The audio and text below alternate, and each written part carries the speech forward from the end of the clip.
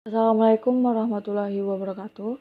Perkenalkan, nama saya Anidia Aywagraini dengan NPM 18144100017.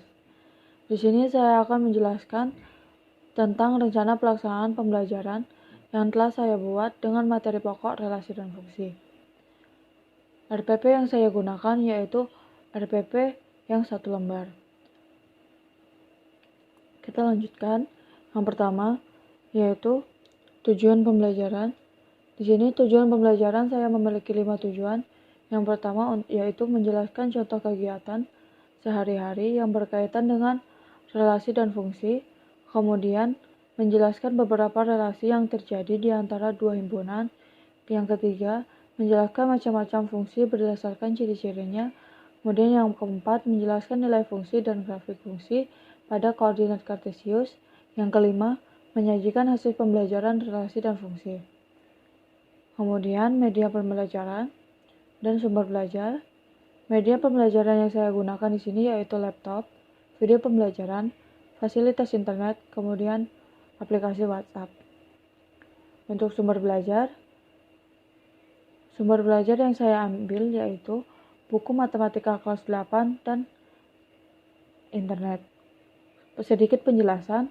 Untuk menyampaikan materi yang akan saya berikan, itu menggunakan video pembelajaran, di mana video tersebut akan berisikan tentang materi-materi yang telah saya buat untuk menjelaskan kepada para peserta didik.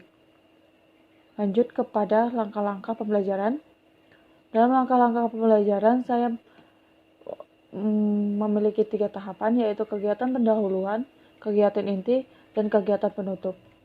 Dalam kegiatan pendahuluan ini saya mengambil waktu 20 menit. Yang pertama melakukan pembukaan dengan salam pembuka dan berdoa untuk memulai pembelajaran, kemudian memperkenalkan diri dan memeriksa kehadiran peserta didik sebagai sikap disiplin. Kemudian yang kedua, mengaitkan materi pembelajaran yang akan dilakukan dengan pengalaman peserta didik dengan materi atau kegiatan sebelumnya serta mengajukan pertanyaan untuk mengingat dan menghubungkan dengan materi yang sebelumnya. Dengan materi yang akan dilanjutkan.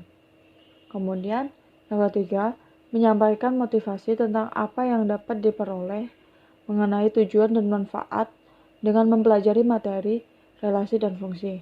Kemudian yang keempat, menjelaskan hal-hal yang akan dipelajari seperti kompetensi yang akan dicapai serta metode belajar yang akan ditempuh. Lanjut ke kegiatan inti.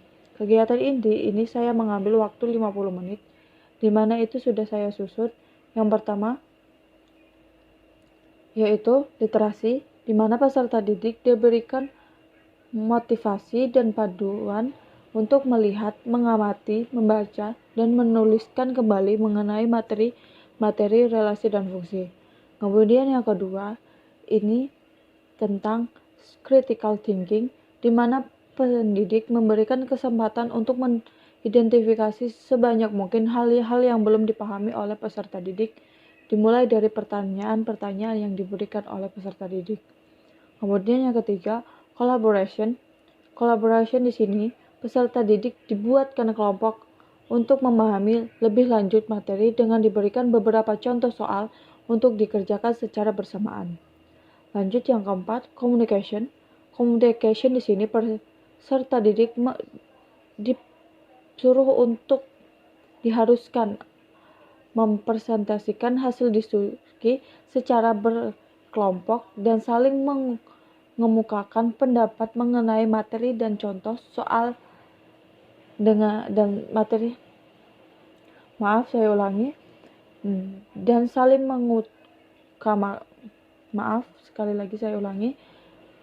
dan saling mengemukakan pendapat mengenai materi dan contoh soal yang telah diberikan. Kemudian yang kelima, tentang creativity.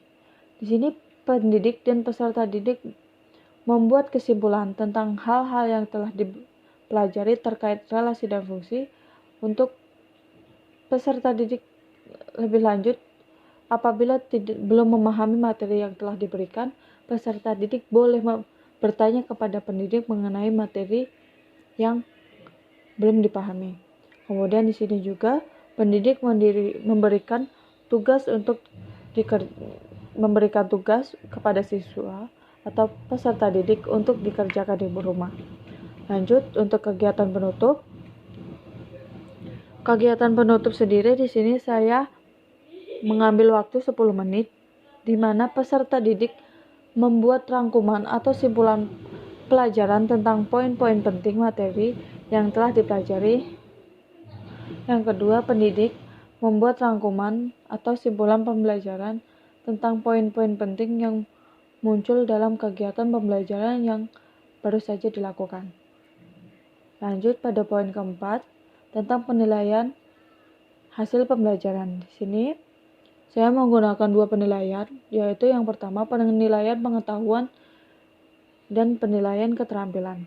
Untuk penilaian pengetahuan, saya menggunakan atau mengambil dari contoh soal yang telah mereka kerjakan dan tugas-tugas. Kemudian yang kedua, untuk penilaian keterampilan, saya mengambil dari keaktifan siswa dalam berdiskusi dan